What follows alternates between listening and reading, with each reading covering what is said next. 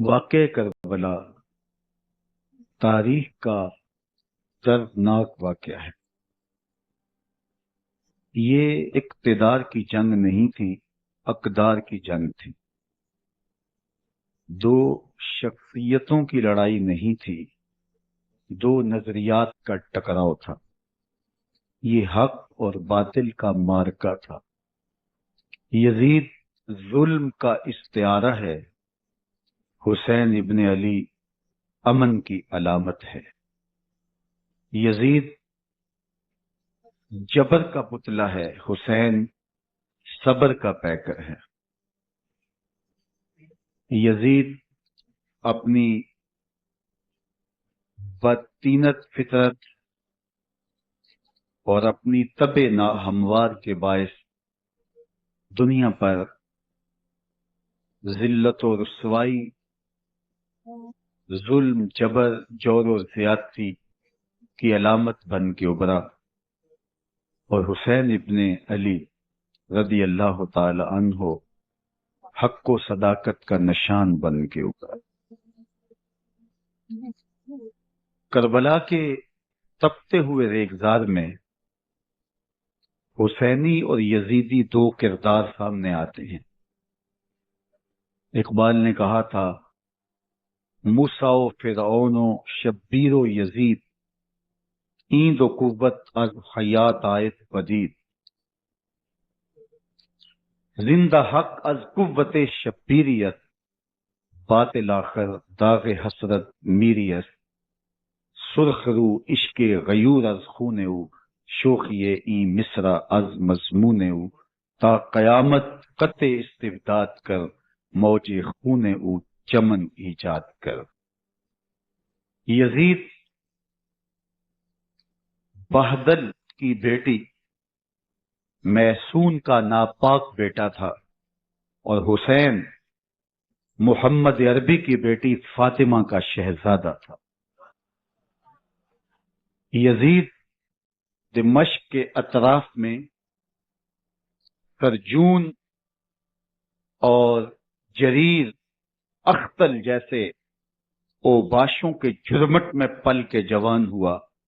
حسین کے گھر کا دروازہ مسجد نبوی کے اندر کھلتا تھا۔ یزید نشے میں دھت ہو کر کے نمازیں چھوڑ دیتا تھا۔ حسین کی کربلا کے اندر بھی نماز تہجد قضا نہیں ہوئی۔ یزید ظلم کا دوسرا نام ہے، حسین امن کی علامت ہے۔ یزید نے زندگی میں ایک مرتبہ حج کیا اور شراب کے مٹکے ساتھ لے کے آیا، اور اختل اور دیگر گویوں اور مغنیوں کو اپنے ساتھ رکھا تاکہ سفر آسانی سے کٹے۔ حسین ابن علی نے 25 حج سواری ہونے کے باوجود پیدل کیے۔ یزید حج بیت اللہ کے بعد مدینہ المنورہ آیا اور شراب کی ایک مجلس برپا کی۔ حضرت امام حسین رضی اللہ تعالی عنہ جب وہاں پہنچے تو شراب کی پھیلی ہوئی بدبو کو محسوس کرتے ہوئے فرمایا، یہ بو کیسی ہے؟ تو نشے میں دھت یزید بولا، یہ شام میں بنتی ہے، اور ایک جام منگوایا اور اس کو پیتے ہوئے دوسرا جام حضرت امام حسین رضی اللہ تعالی عنہ کی طرف بڑھاتے ہوئے کہا، ابا عبداللہ لیجئے۔ تو حضرت امام حسین رضی اللہ تعالی عنہ نے فرمایا، میں اس کی طرف دیکھتا بھی نہیں ہوں، اور پھر وہ عشقی اشعار پڑھنے لگا۔ جب یزید کی شراب نوشی کا منظر امام حسین رضی اللہ تعالی عنہ اپنی آنکھوں سے دیکھ چکے تھے تو مجھے بتاؤ یزید کے ہاتھ پہ امام حسین کا پاک ہاتھ کیسے آتا؟ حضرت امام حسین رضی اللہ تعالی عنہ جس ماحول میں پلے تھے، جس ماحول میں پرورش پائی تھی، جس ماحول میں رہے تھے، وہ پاکیزہ اور تقدس ماحول تھا۔ اور یزید کبھی اطراف دمشق میں، کبھی غوطہ میں، کبھی الفزرہ محل میں، اور کبھی کہاں داد عیش دیتا رہا اور لہو و لعب کے اندر مصروف رہا، اور اس کی زندگی ان چیزوں سے عبارت تھی. وہ محرمات کو حلال قرار دیتا، شراب نوشی اس کی ہڈیوں میں رچی ہوئی تھی، اور شریعت بیضا کا مذاق اڑایا کرتا. اور حسین ابن علی رضی اللہ تعالی عنہ کی دوستیاں جن لوگوں سے تھیں وہ عبداللہ ابن عباس تھے، عبداللہ ابن عمر تھے، حضرت عبد الرحمن بن ابو بکر رضی اللہ تعالی عنہ تھے. یزید تو جوا کھیلتا رہا، یزید تو قمار بازی کرتا رہا، یزید تو شراب نوشی کرتا رہا، اور حسین ابن علی مسجد نبوی کے ممبر میں حضور کے پہلوؤں میں بیٹھتے رہے. زمانے نے وہ منظر دیکھا کہ سرخ رنگ کے جوڑے پہنے ہوئے حسنین کریمین حجرہ فاطمہ سے نکلتے ہیں، کم عمری کی وجہ سے کبھی گرتے ہیں کبھی سنبھلتے ہیں، اور آقا کریم خطبہ ارشاد کر رہے ہیں، خطبہ چھوڑ کے حضور نے شہزادوں کو اٹھا دیا. وہ منظر بھی زمانے نے دیکھا. حضرت عبداللہ بن شداد کہتے ہیں کہ حضور سجدے میں تھے اور سجدہ اتنا طویل ہو گیا، ہمیں لگا یا تو وحی کا نزول ہو رہا ہے یا پھر اللہ کا حکم آ گیا اور اللہ کے محبوب کی روح قبض کر لی گئی. لیکن میں نے جب نظریں اٹھا کے ننکیوں سے دیکھا تو کیا منظر تھا کہ حسین ابن علی حضور کی پشت پہ بیٹھے ہوئے اور میرے آقا سجدے کو طول دے رہے ہیں. اللہ اکبر! حسین کے لیے پیغمبر کے سجدوں کو طول دیا جا رہا ہے. حسین ابن علی کبھی ممبر پہ حضور کی اطراف میں بیٹھتے ہیں. وہ منظر بھی دنیا نے دیکھا کہ حضور کے مبارک کندھوں پر حسین ابن علی بیٹھے ہیں اور حضور کی زلفوں کو پکڑا ہوا ہے. تو حضرت عمر رضی اللہ تعالیٰ عنہ دیکھ کے کہتے ہیں واہ واہ کیسی سواری میسر آئی حسین ابن علی کو. تو میرے آقا مسکرا کے کہتے ہیں عمر سواری دیکھتے ہو سوار بھی تو دیکھو. اللہ اکبر! حضرت اسامہ بن زید بن حارثہ رضی اللہ تعالیٰ عنہ فرماتے ہیں رات کا ایک پہر گزر گیا اور مجھے حضور سے کوئی کام تھا. میں آقا کریم کی خدمت میں حاضر ہوا، در دولت پہ دستک دی. حضور تشریف لائے تو چادر اوڑی تھی، بکل کی ہوئی تھی میرے حضور نے. تو میں نے اپنی حاجت کہی تو حضور نے میری حاجت پوری کر دی. لیکن ایک منظر میں نے دیکھا کہ حضور نے جو چادر کی بکل فرمائی تھی اس کے اطراف میں پہلوؤں میں ابھار تھے جس طرح اندر کوئی ہو. مجھ سے نہ رہا گیا، میں نے پوچھ لیا. میں نے کہا بندہ نواز چادر کے اندر کیا ہے؟ فکشفہ، تو حضور نے چادر کو کھول دیا. فائز الحسن والحسین علی ورکہ، تو کہتے ہیں میں نے اپنی آنکھوں سے دیکھا ایک پہلو سے امام حسین لپٹے ہوئے تھے، ایک پہلو سے امام حسن لپٹے ہوئے تھے. فرمایا یہ میرے بیٹے ہیں، یہ میری بیٹی کے بیٹے ہیں. اے اللہ میں ان سے پیار کرتا ہوں، تو بھی ان سے پیار کر، جو ان سے پیار کرے اس سے بھی پیار کر. ان کی محبت کا درس دیا، ان کے پیار کا سبق پڑھایا. کہا ان سے پیار کرنے والا میرے سے پیار کرنے والا ہے، ان سے بغض رکھنے والا میرے سے بغض رکھنے والا ہے. ان کی تکلیف حضور کو بے چین کر دیتی تھی. حضرت سیدہ فاطمہ الزہرا رضی اللہ تعالی عنہا کے گھر کے قریب سے گزرے، حضرت امام حسین کے رونے کی آواز آ رہی تھی. تو آقا کریم علیہ السلام نے فرمایا کہ فاطمہ حسین کو چپ کرواؤ. الا تعلمی ان بقاءہ یؤذینی، تو جانتی نہیں حسین کا رونا مجھے دکھ دیتا ہے. حسین ابن علی کو حضور رونے نہیں دیتے تھے، ان کو دکھی نہیں ہونے دیتے تھے، کیونکہ رسول اللہ صلی اللہ علیہ وسلم جانتے تھے کہ یہ کتنے دکھ سہے گا، کتنی تکلیفوں سے گزرے گا اور کتنے مصائب سہے گا. زمانے نے وہ گھڑیاں بھی دیکھی کہ حضرت حذیفہ بن یمان رضی اللہ تعالی عنہ فرماتے ہیں کہ میں حضور کی خدمت میں نماز مغرب کی ادائیگی کے لیے حاضر ہوا، اور میں نے یہ اجازت خاص طور پہ اپنی ماں سے اس شرط پہ لی تھی کہ امی آپ مجھے اجازت دیں، میں حضور کی خدمت میں حاضر ہوتا ہوں، مغرب کی نماز بھی ادا کروں گا اور پھر حضور سے عرض کروں گا حضور میرے لیے اور میری ماں کے لیے بخشش کی دعا کر دیجیے. ماں نے اس شرط پہ اجازت دے دی اور میں حضور کی خدمت میں آ گیا. نماز مغرب ادا کی، سلام پھرا تو میرے دل میں آرزو تھی میں حضور سے عرض کروں حضور میرے لیے اور میری ماں کے لیے مغفرت کی بخشش کی دعا کر دے. لیکن حضور عبادات میں، ذکر میں، نوافل میں ایسے مشغول ہوئے کہ میں آرزو رکھنے کے باوجود بھی عرض نہ کر سکا. خیر نماز عشاء کا وقت ہوا، اذان پکاری گئی، حضور مصلی پہ آئے، نماز پڑھی، سلام پھرا، تو میرے دل میں پھر خیال آیا کہ ماں سے ایک نماز کی چھٹی لی تھی، نمازیں بھی دو ہو گئیں، ماں نے جاتے پوچھنا ہے حضور سے میرے لیے اور اپنے لیے مغفرت کی بخشش کی دعا کروائی تھی، تو کیا جواب دوں گا؟ اور حضور اٹھے اور کاشانہ اقدس کی طرف چل دیے۔ اب میرے دل میں یہ خیال رہ رہ کے آ رہا تھا کہ ماں کو کیا جواب دوں گا، میں تو حضور سے بخشش و مغفرت کی دعا کروا ہی نہیں سکا۔ جب حضور چل پڑے تو غیر ارادی طور پہ میں بھی حضور کے پیچھے چل پڑا۔ چلنے میں تھوڑی سی رفتار تیز ہو گئی، جس سے قدموں کی آہٹ پیدا ہوئی، تو جب آواز پیدا ہوئی تو حضور نے رخ پھیرے بغیر فرمایا من ھذا، میرے پیچھے پیچھے کون آ رہا ہے؟ پھر خود ہی کہا حذیفہ تو نہیں؟ تو میرا دل دھڑک رہا تھا، قل تو نعم، میں نے کہا جی حضور میں حذیفہ ہوں۔ فرمایا ما حاجتوں کا غفر اللہ لکا ولأمک، کیا کام ہے؟ اللہ تجھے بھی بخش دے، تیری ماں کو بھی بخش دے۔ اب جو کام تھا وہ جنبش لب سے پہلے ہی ہو گیا، یہاں تو لفظوں کا سہارا بھی نہیں لینا پڑتا، وہ بند لبوں کی بولیاں بھی سنتے ہیں۔ اقبال بولا ہے فروغت صبح آثار و ظہور، چشم تو بھی نندائے ما فی الصدور، تیری نظر تو سینوں کے چھپے راز بھی دیکھتے۔ تو کہا ما حاجتوں کا غفر اللہ لک ولأمک، اللہ تجھے بخش دے، تیری ماں کی بھی مغفرت کر دے، کیا کام ہے؟ اب جو کام تھا وہ تو ہو گیا۔ تو میرے حضور نے ارشاد فرمایا حذیفہ سنو، ابھی ایک فرشتہ آیا ہے جو اس سے قبل دھرتی پر پہلے کبھی نہیں آیا، آج پہلی مرتبہ اللہ سے اجازت لے کے دو کام کرنے آیا ہے، ایک تو مجھے سلام کرنے آیا ہے اور دوسرا خوشخبری دینے آیا ہے کہ آپ کی بیٹی فاطمہ جنتی عورتوں کی سردار ہے اور حسن اور حسین جنتی جوانوں کے سردار۔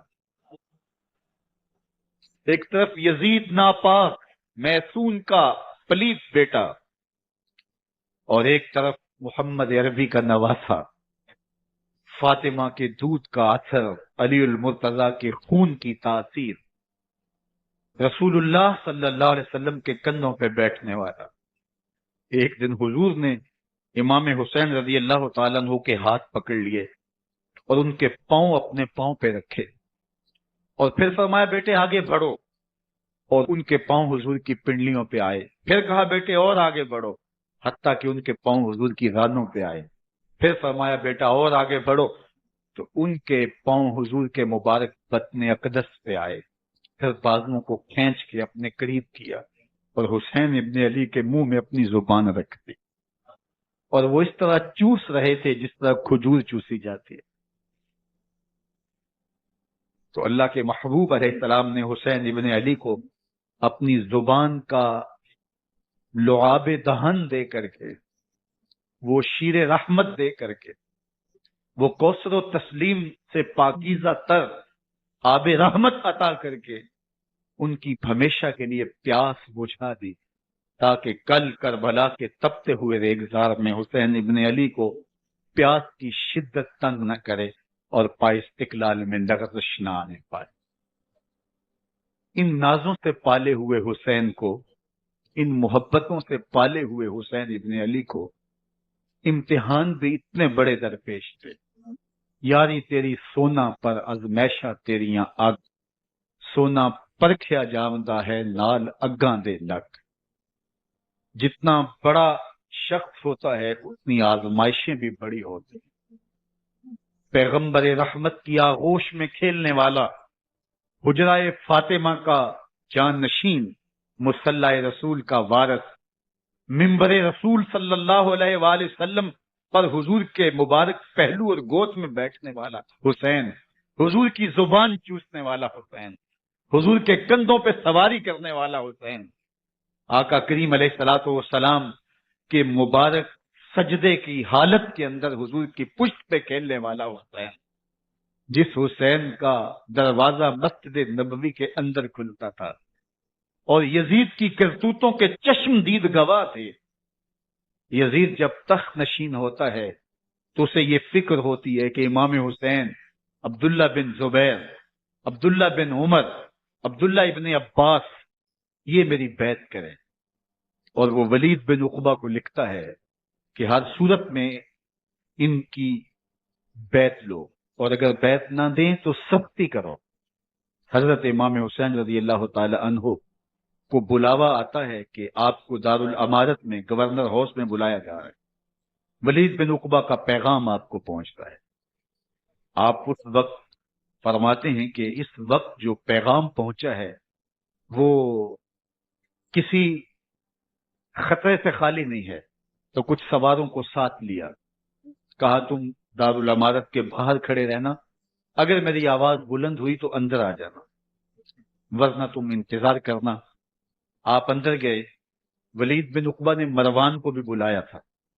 مروان بن حکم یہ گورنر مدینہ ولید سے پہلے رہ چکا ہے، تو اس نے مشورہ دیا کہ سختی کی جائے۔ خیر ولید بن عقبہ نے کہا کہ یہ خط ہے، حضرت امیر معاویہ کا انتقال ہو گیا اور یزید تخت نشین ہوا ہے، لہذا وہ آپ سے بیعت کا مطالبہ کرتا ہے۔ تو حضرت امام حسین رضی اللہ تعالیٰ عنہ نے فرمایا کہ میرے جیسا شخص یوں چھپ کے بیعت نہیں کر سکتا، اور آپ واپس پلٹے۔ مروان بن حکم نے ولید بن عقبہ کو کہا کہ یہ موقع ہے جانے نہ دیا جائے، اگر یہ نکل گئے تو دوبارہ تم قابو نہیں پا سکو گے، اور انہیں یہیں قتل کر دیا جائے۔ حضرت امام حسین رضی اللہ تعالیٰ عنہ نے یہ بات سن لی۔ کہتے ہیں حضرت امام حسین انہی قدموں کے بل واپس پلٹے اور مروان بن حکم سے مخاطب ہو کے کہا، مروان کیا بول رہا ہے؟ وہ خاموش ہو گیا۔ فرمایا تو جانتا نہیں ہم کون ہیں؟ آنا حسین ابن علی ابن ابی طالب، میں حسین ہوں، میں علی کا بیٹا ہوں۔ ہمارے گھر میں قرآن اترتا رہا ہے، وحی کا نزول ہوتا رہا ہے، اور یزید فاسق ہے، فاجر ہے، مسلمانوں کا قاتل ہے اور شرابی ہے۔ میں ڈنکے کی چوٹ پہ یزید کی بیعت سے انکار کرتا ہوں۔ بس حیدری کچھار سے محمدی شیر نکل آیا ہے۔ اب اوسان خطا ہو گئے، راستہ چھوڑ دیا، واپس آئے، سیدہ زینب سے ملے، کہا مدینے کو چھوڑنا پڑے گا۔ کہا بھیا کیا ہوا؟ کہا یزید بیعت لینے پہ مصر ہے اور میں کسی صورت بھی بیعت نہیں کروں گا۔ رسول اللہ کا مدینہ ہمارے خون سے لالہزار بنے گا، میں نہیں چاہتا کہ حضور کے شہر نور کی حرمت پامال ہو۔ دوستو وہ کیسا منظر ہوگا جب حسین ابن علی نے آخری حاضری حضور کے روضے پہ دی ہو۔ حاجی یا معتمر 10 دن کے لیے، 8 دن کے لیے، 20 دن کے لیے مدینہ المنورہ عارضی سکونت اختیار کرتا ہے، اور حضور کے روضہ انور سے، اس شہر نور سے، ان گلیوں سے، ان بام و در سے ایسا مانوس ہو جاتا ہے کہ جب واپس پلٹ رہا ہوتا ہے ان دعاؤں کے ساتھ کہ دوبارہ آنا بھی نصیب ہو، اور اسے لگتا ہے کہ میں دوبارہ بھی بلایا جاؤں گا، لیکن اس کے باوجود شہر حبیب چھوڑنا قیامت سے کم نہیں ہوتا۔ اعظم چشتی مرحوم آخری بار جب حضور کے روضہ انور پہ گئے تو بیمار تھے، ویل چیئر پہ تھے۔ باب بقی سے باہر نکلے تو خادم سے کہا کہ میری ویل چیئر پیچھے سے کھینچو تاکہ میرا رخ روضہ انور کی طرف رہے، اور وہ پیچھے سے کھینچتا چلا جا رہا ہے، اور جب باب مکہ سے پیچھے جنت البقیع کے قریب سے گنبد خضرا نگاہوں سے اوجل ہونے لگا تو اعظم چشتی مرحوم نے کہا، جان بدن سے نکلتی ہے اعظم، جان بدن سے نکلتی ہے اعظم، کوئی آسان ہے مدینے سے جدا ہونا، کوئی آسان ہے مدینے سے جدا ہونا۔ یہ اس شخص کی کہانی ہے جو 10 دن، 5 دن، مہینہ، 2 ماہ وہاں رہتا ہے، اور پھر اس شہر کو چھوڑ کے آنا اس کے لیے آسان نہیں ہوتا۔ اور مجھے بتاؤ کہ حسین جو پیدا مدینے میں ہوا، جس کے گھر کا دروازہ مسجد نبوی کے اندر کھلتا تھا، جو مسجد نبوی کے اندر پرورش پا کے جوان ہوتا ہے اور مدینے کی گلیوں میں کھیلتا رہا، اس حسین ابن علی کے لیے مدینہ چھوڑنا، اور پھر وہ اس بات کا علم اور شعور رکھتے تھے کہ یہ آخری بار حضور کے در پہ حاضری ہے، دوبارہ اس شہر نور میں نہیں آ سکوں گا، تو کیا قیامت ہوگی اور کیا منظر ہوگا۔ محمد بن حنفیہ کے علاوہ خاندان نبوت کے جتنے لوگ تھے ان سب نے شہر مدینہ کو الوداع کہا، اور رات کے موقع میں مدینہ المنورہ کو، مسجد نبوی کو چھوڑ کر کے مکہ کی جانب عازم سفر ہوئے۔ 3 شعبان المعظم کو مکہ المکرمہ پہنچتے ہیں، ادھر کوفیوں کے خطوط آنے شروع ہو جاتے ہیں۔ حضرت امام حسین رضی اللہ تعالیٰ عنہ مسلم بن عقیل رضی اللہ تعالیٰ عنہ کو صورتحال معلوم کرنے کے لیے بھیج دیتے ہیں۔ 40,000 کوفی آپ کے ہاتھ پہ بیعت کر دیتے ہیں۔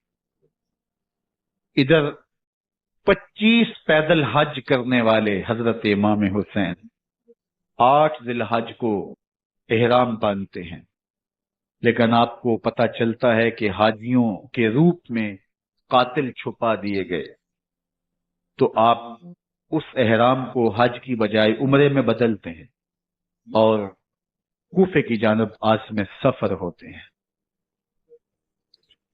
کائنات والو، ذرا سینے پہ ہاتھ رکھ کے دیکھو کہ یہ کتنا مشکل مرحلہ تھا۔ اس دین کی آبرو کو بچانے کے لیے حضرت امام حسین رضی اللہ تعالیٰ عنہ نے کتنا بڑا قدم اٹھایا۔ آپ کے بہی خواہ، دوست، احباب عبداللہ بن عمر یہ سارے روکتے ہیں۔ عبداللہ بن عباس کہتے ہیں حضرت نہ جائیے، الکوفی لا یوفی، کوفی کبھی وفا نہیں کرتے، آپ کے والد کو وہاں شہید کیا گیا، لیکن آپ ایک فرض کو نبھانے جا رہے ہیں۔ میرے غم گسارو، میرے مہربانو، نہ روکو مجھ کو جانے دو، مجھے نانے کے دی کی ڈوبتی کشتی بچانے دو، میں جاتا ہوں کہ دنیا پر وفا کا نام رہ جائے، میں رہوں نہ رہوں پر عظمت اسلام رہ جائے۔ میں نہیں جاتا تو نبی کے گھر کی آن جاتی ہے، میں نہیں جاتا تو نبی کے گھر کی آن جاتی ہے، تمہارا دین جاتا ہے، میری غیرت ایمان جاتی ہے۔ حضرت امام حسین یہاں سے چلتے ہیں، ابھی راستے میں ہی پہنچتے ہیں کہ یہ خبر آتی ہے کہ کوفے والوں نے بے وفائی کر دی، حضرت مسلم بن عقیل رضی اللہ تعالیٰ عنہ کو شہید کر دیا گیا، نعمان بن بشیر معزول کر دیے گئے، ابن مرجانہ ابن زیاد وہاں متعین کر دیا گیا جو سخت گیر شخص تھا، اور اس نے لوگوں کو ڈرایا، دھمکایا، اور کوفے کے لوگوں کے دل بدل گئے اور وہ بیتیں توڑنے لگے۔ وہ منظر مسجد کوفہ کا کتنا دلگداز تھا، جب امام نماز کے لیے کھڑے ہوئے تو 40,000 لوگ آپ کے پیچھے تھا۔ جب سلام پھیرا اور امام نے دیکھا کہ پیچھے لوگ نہیں ہیں، پھر لوگوں نے اپنے دروازے بھی بند کر لیے۔ رات کی تنہائیاں ہیں اور حضرت مسلم بن عقیل کو کوئی پناہ دینے والا نہیں، لوگوں نے دروازے بند کر لیے کہ کہیں ہمارے گھر میں نہ آ جائیں اور ہم مشقت اور حکومتی تشدد کا شکار نہ ہوں۔ کتنا دردناک لمحہ ہے حضرت مسلم بن عقیل رضی اللہ تعالیٰ عنہ پہ، اور پھر حضرت مسلم بن عقیل بے دردی سے شہید کر دیے جاتے ہیں۔ آپ ابھی راستے میں ہیں، یہ ساری کہانی پہنچتی ہے کہ حضرت مسلم شہید کر دیے گئے اور بے دردی سے شہید کر دیے گئے۔ وہ جنہوں نے خط لکھتے تھے کہ ہم آپ کے ساتھ ہیں اور ہم منتظر ہیں، چشم برا ہیں، آپ کے قدموں کی چاپ سننے کے لیے بے تاب ہیں، آج انہوں نے بیتیں توڑ دی، 40,000 کوفی منحرف ہو گئے۔ مسجد کوفہ کا وہ منظر کس قدر روح کو تڑپا دینے والا تھا۔ ہم پچھلے سال عصر اور مغرب کے درمیان جب کوفہ پہنچے تو سورج ڈوبنے کے قریب تھا۔ میں نے اپنی زندگی میں اتنا اداس موسم کہیں نہیں دیکھا جتنا اداس موسم کوفے میں دیکھا۔ ایسے لگتا تھا جس طرح کوفے کی آب و ہوا آج بھی شرمندہ ہے۔ جو مسلم بن عقیل اور خاندان نبوت کے ساتھ اہل کوفہ نے کیا، حضرت امام حسین رضی اللہ تعالیٰ عنہ کو ان کے بہی خواہوں نے، اعزاء نے، اقربا نے، دوستوں نے، آوان و انصار نے، ساتھیوں نے کہا کہ حضرت حالات یکسر تبدیل ہو گئے، اب ہمیں مراجعت کر جانی چاہیے، واپس پلٹ جانا چاہیے۔ تو حضرت امام حسین کافی سوچ بچار میں رہے، پھر اس کے بعد آپ نے فیصلہ کیا کہ ہم آگے بڑھیں گے۔ دوستوں نے کہا کہ حضرت اگر آپ آگے بڑھیں گے تو ہمیں لگتا ہے کہ وہ آپ کے ساتھ سلوک اچھا نہیں کریں گے اور آپ بچوں کے سامنے پیاسے شہید کر دیے جائیں گے۔ تو حضرت امام حسین رضی اللہ تعالیٰ عنہ نے وہاں ایک خطبہ ارشاد فرمایا کہ لوگوں تم جو مجھے بتا رہے ہو مجھے اچھی طرح معلوم ہے، جو تم مجھے منظر پیش کر رہے ہو وہ میری نگاہوں میں ہے، اور جو کچھ ہونے والا ہے چشم تصور وہ منظر دیکھ رہی۔ چونکہ حضرت امام حسین رضی اللہ تعالیٰ عنہ کی شہادت کی خبر حضرت امام حسین کے پیدا ہوتے ہی خاندان نبوت میں عام تھی۔ حضور علیہ الصلوۃ والسلام کو یہ بات جبریل امین نے آ کے بتائی تھی جب حسین ابن علی کے ساتھ حضور محبت کا اظہار کر رہے تھے، تو یہ جبریل امین نے آ کے کہا تھا حضور آپ کا یہ بیٹا ارض تف میں شہید کر دیا جائے گا، اور کربلا کی مٹی لا کے حضور کو دی اور ام سلمہ کو حضور نے عطا کر دی۔ حضرت ام سلمہ کہتی ہیں کہ ایک دن میں سوئی تو خواب دیکھا کہ حضور کے مبارک بال بکھرے ہوئے ہیں اور سخت پریشان ہیں، تو میں نے کہا کہ حضور آپ کی یہ کیا حالت ہے؟ وَبِيَدِهِ قَارُورَةٌ، اور حضور کے ہاتھ میں ایک شیشی ہے، فِيهَا دَمٌ، جس کے اندر خون ہے۔ تو میں نے کہا حضور یہ کیا؟ فرمایا میں قتل گاہ حسین سے آ رہا ہوں اور یہ حسین ابن علی کا خون ہے۔ تو کہا 10 محرم کا دن تھا، دوپہر کا یہ منظر تھا، میں کیلولہ کر کے اٹھی، جب میں نے دیکھا تو وہ شیش واقع کربلا